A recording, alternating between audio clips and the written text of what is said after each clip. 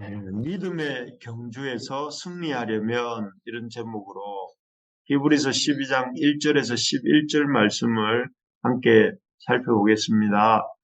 지금 중국 항주에서 아시안 게임이 열리고 있습니다. 아시안 게임에 참석하는 선수들은 저마다 이렇게 메달을 따기 위해서 몇 년씩 땀을 흘리며 연습을 하였죠.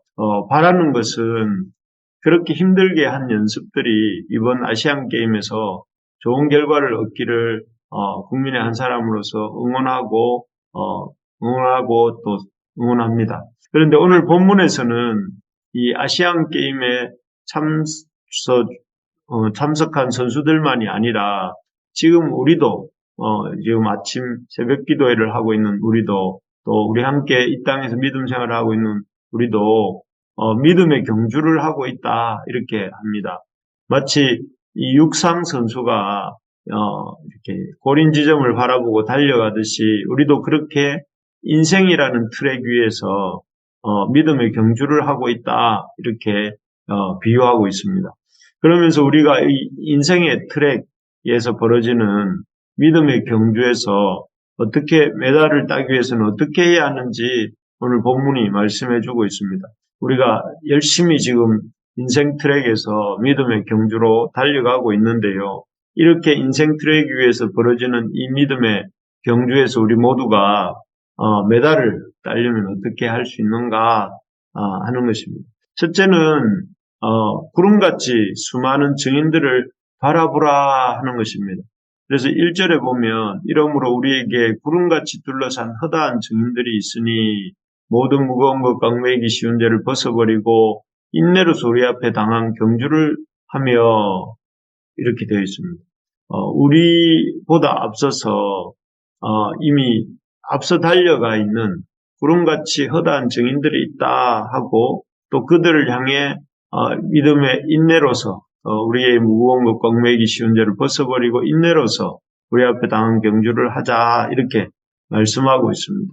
이미 히브리서 11장에서 우리가 살펴본 것처럼 우리 믿음의 많은 선배들이 통해서 이제 우리가 믿음으로 사는 삶을 어떻게 사는 것인지 또 믿음으로 사는 삶의 결말이 무엇인지 어떻게 결말이 났는지 하는 것들을 보았습니다. 아벨은 억울하게 가인에게 죽음을 당한 것 같았습니다. 그래서 참 피어보지도 못하고 죽은 것 같았습니다. 그렇지만 하나님께서는 그런 아벨의 믿음을 인정하시고 또 그 믿음이 옳았다 하는 것을 이렇게 우리에게 말씀해 주십니다. 또 에녹은 다들 이렇게 800세, 900세 이렇게 사는 시대에 겨우 365세밖에 살지 못하고 단명했습니다. 그렇지만 그를 죽음을 보지 않고 하나님은 하나님께로 데려가심으로 옮겨가게 하심으로 믿음으로 산 그의 인생이 하나님께서 인정하는 인생이었다 이렇게 하는 것을 보여주십니다. 노아의 삶도 마찬가지죠. 대부분의 사람들이 도무지 이해할 수 없는 방주나 만들고 살았죠. 하지만 이렇게 믿음으로 순종하여 만든 방주로 말미암아 자신은 물론 자신의 가족과 또 나아가 온 인류를 구원하는 놀라운 구원의 역사를 이루었습니다. 이처럼 우리 앞에는 참 모든 무거운 것과 얽매이기 쉬운 죄를 벗어버리고 또 믿음의 경주를 함으로 마침내 하나님의 인정을 받고 또 구원함을 얻은 구름같이 허다한 믿음의 증인들이 허다합니다. 그러므로 우리가 이런 믿음의 증인들을 바라보면서 믿음으로 사는 삶이 결코 참 부끄러운 삶이거나 실패하는 삶이거나 그런 삶이 아니구나 하는 것들을 이렇게 바라보면서 우리 이 육상 선수가 그 골대를 향해 달리기를 전력 질주하듯이 우리도 믿음의 경주에 전력 질주하는 우리가 될 수 있기를 바랍니다. 참 우리의 인생이 믿음의 주를 바라보고 또 이렇게 주님을 향해 허다한 증인들처럼 살아가는 인생이 될 때에 우리 하나님이 그런 인생 가운데 참 이 상급을 주신다는 것을 기억하며 달려갈 수 있기를 소망합니다. 두 번째로 이렇게 보면 구름같이 허다한 증인들을 바라봐야 된다고 했다면, 두 번째로는 우리가 이 인생 트랙에서 벌어지는 이 믿음의 경주에서 메달을 따려면 믿음의 창시자요 완성자이신 예수를 바라봐야 된다 하는 것입니다. 2절 3절을 한번 읽어드리겠습니다. 믿음의 주여 또 온전하게 하시는 이인 예수를 바라보자. 그는 그 앞에 있는 기쁨을 위하여 십자가를 참으사 부끄러움을 개의치 아니하시더니 하나님 보좌 우편에 앉으셨느니라. 너희가 피곤하여 낙심하지 않기 위하여 죄인들이 이같이 자기에게 거역한 일을 참으신 일을 생각하라. 이렇게 말씀합니다. 사실 예수님은 우리보다 훨씬 먼저 이 경주에 참여하셨고 또 완주하셨습니다. 예수님은 이 경주에 참여하시면서 어떤 마음으로 하셨을까요? 그 예수님의 인생에 벌어지는 이 믿음의 경주라는 트랙에서 예수님은 어떤 자세로 임하시고 또 완주하셨을까 생각을 해보는데, 여기에 보면 방금 읽었던 구절에 답이 나오죠. 그는 앞에 있는 기쁨을 위하여 십자가를 참으사 부끄러움을 개의치 아니하셨다. 그리고 그 결과 그 앞에 있는 기쁨을 위하여 십자가를 참으시고 부끄러움을 개의치 아니하셨는데, 그 결과는 하나님 보좌 우편에 앉으셨다. 이렇게 말씀하고 있습니다. 그래서 지금도 이렇게 예수님은 그 경주를 완주한 결과 하나님 보좌 우편에 앉으셔서 이 땅을 다스리고 계신 것이죠. 그래서 베드로 사도는 베드로전서 2장 21절에서 이런 예수님의 삶을 보면서 뭐라고 하느냐면, 이를 위하여 너희가 부르심을 받았으니 그리스도도 너희를 위하여 고난을 받으사 너희에게 본을 끼쳐 그 자체를 따라오게 하려 하셨느니라. 이렇게 전하고 있습니다. 여기에 보면 그리스도도 너희를 위하여 고난을 받으사 너희에게 본을 끼쳐, 본이라는 거죠. 이러한 것이 예수님이 십자가를 참으사 부끄러움을 개의치 아니하시고 또 그런 태도로 주님께서 이렇게 완주하셨던 그런 것들을 우리에게 본으로 보여주셨고, 그 본을 우리가 따라가기를 원하신다 하는 것입니다. 그래서 우리도 이 땅에 살다 보면 참 이 십자가의 어떤 이런 고통과 또 부끄러움, 또 때로는 이런 피곤함과 낙심함이 찾아옵니다. 그래서 참 이런 부끄러움과 낙심과 여러 가지 좌절과 근심이 올 때에 이것이 참 주님께서도 이미 십자가에서 받으셨던 수치와 고통이구나, 이런 마음을 가져야 됩니다. 그리고 또 이런 힘든 고난의 과정을 통해서 우리를 이렇게 이 주님의 그 본과 자치를 따라가게 하시고, 또 이를 통해서 그 영광에 주님께서 그 앉아 계신 그 보좌의 영광에 우리도 참여하게 된다 하는 사실을 기억하면서 그 주님을 바라보고 그 주님의 도우심을 또 이렇게 깊이 신뢰하고 의지하면서 인내하며 나아가는 우리가 되어야 되겠습니다. 그래서 우리만 이 길을 가는 것이 아니라 앞에서 이미 우리 주님께서 이 길을 가셨고 또 우리를 도우시고 계시고 또 우리를 인도해 가신다는 사실을 신뢰하면서 우리 주님을 생각함으로 우리가 이 믿음의 경주를 이렇게 해 나가야 된다 하는 것이죠.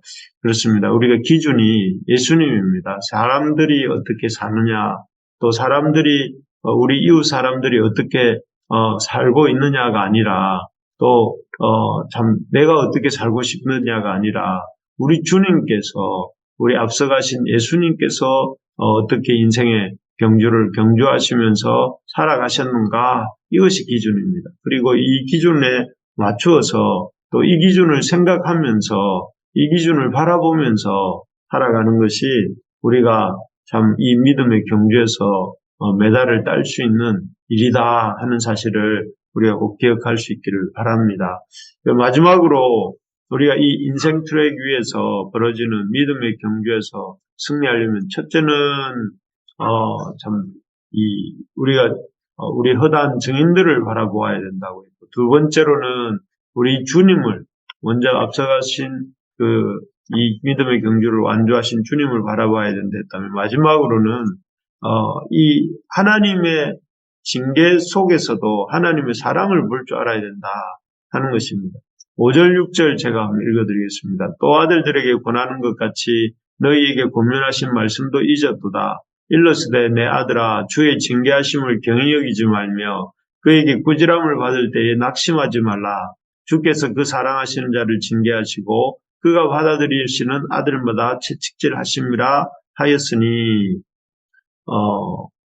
이 사실 하나님의 백성이라 할지라도 이렇게 이 땅에서는 예상치 못한 많은 어려움들이 있습니다. 최근에 만났던 지체도 가정에 큰 어려움이 있어서 참 그 어려움 때문에 아주 힘든 그런 시간들을 보내고 있는 모습을 보았는데요. 그런 모습들처럼 우리에게는 육체적인 질병도 있습니다. 어떤 이들은 참 육체적인 질병으로 지금도 병원에서 이렇게 시간을 보내고 있는 사람들도 있고, 또 어떤 분들은 영적인 침체도 있습니다. 끊임없는 이 낙심이 이어지고 있는 그런 영적인 침체도 있습니다. 또 어떤 분들은 경제적인 실패로 경제적인 어려움 등이 있습니다. 그래서 이루 말할 수 없이 다양한 어려움과 그런 힘듦이 우리 믿는 자들의 삶에도 예외 없이 있습니다. 그래서 이런 수많은 어려움들, 몸이 아프다거나 또는 영적으로 힘들다거나 또 경제적인 어려움이 있다거나 이렇게 당하다 보면 우리는 생각하기를 참 이런 어려움이 내 삶 속에 있다는 것이 하나님이 나와 함께 하시지 않는다는 증거가 아닐까. 하나님 나를 혹시 이렇게 버리신 거 아닐까. 이런 생각을 할 수도 있습니다. 하지만 그런 징계가 있을 때에 오늘 본문은 믿는 자들에게 그런 징계를 통해서 사랑하시는 자를 징계하시고, 또 마치 이 땅의 아버지가 그 사랑하는 아들을 바르게 키우기 위해서 어떻게 합니까? 때로는 매도 들고, 오늘 본문에 보면 채찍질이라는 표현이 나왔는데 아주 너무 참 아프게 하는 것 같은 그런 생각도 들고, 또 왜 참 이렇게 아픔을 주는가 이런 생각이 들 정도로 그런 어려움들이 있기도 하다 하는 것을 말합니다. 그렇지 않습니까? 우리 아버지들이 자녀들을 이렇게 바른 길로 가게 하기 위해서 거짓말을 하면 혼내기도 하고, 또 때로는 이렇게 참 공부하기 싫어하면 야단도 치고 이러면서 그 자녀들을 양육하는데, 그런 것처럼 하나님께서도 이런 육신의 아버지들이 자녀들을 훈육하는 것처럼 그 하나님께서도 그 사랑하는 자녀들을 바른 길로 인도하시기 위해서 때로는 징계도 하시고 훈육도 하시고 또 그렇게 권면도 하신다 하는 것입니다. 그렇기 때문에 우리가 그런 것들을 어려움이 조금 있고 하나님이 어떤 그 침묵하심이 있다 할 때에 그 하나님 나를 버리신 거 아닌가, 이 징계는 하나님 나를 영영 참 이렇게 영영 외면하시는 게 아닌가, 이런 생각이 들 때가 있을지라도 그런 징계의 순간을 참 통해서 오히려 하나님의 우리를 바른 길로 인도하시고 우리에게 의와 평강의 열매를 맺게 하시기 위해서 연단하시는 것이구나 하는 생각을 하면서 나아가야 된다 하는 것입니다. 그래서 우리 인생에 어려움들이 있을 때에 그 어려움들로 인해서 참 뒤로 물러가지 않고 오히려 이 어려움들을 통해서 우리 하나님 나를 바르게 연단하시고 또 그렇게 하나님이 기뻐하시는 성령의 열매들을 맺어가신다 하는 그런 믿음을 가지고 그런 또 눈을 가지고 우리에게 있는 어려움들을 헤쳐나가는 우리가 될 수 있기를 바랍니다. 그렇습니다. 우리 말씀을 정리하겠습니다. 우리가 믿음의 선한 싸움, 또 믿음의 경주, 이를 해서 이렇게 승리하고 메달을 따려면 무엇보다 참 우리만 이 길을 가는 것이 아니라 수많은 믿음의 증인들이 우리 앞에서 우리를 기다리고 있다 하는 사실을 기억해야 되겠고, 둘째로는 우리 주님께서도 이 길을 묵묵히 십자가를 참으시고 개의치 아니하시고 가셨다 하는 것을 기억하면서 그 주님을 깊이 생각하면서 의지해야 되겠고, 마지막으로 이때로 우리 속에 있는 징계조차도 하나님의 사랑의 훈육이라는 사실을 기억하면서 우리에게 주어진 이런 징계와 또 어려움들을 믿음으로 이렇게 바라볼 줄 아는 우리가 될 수 있기를 바랍니다.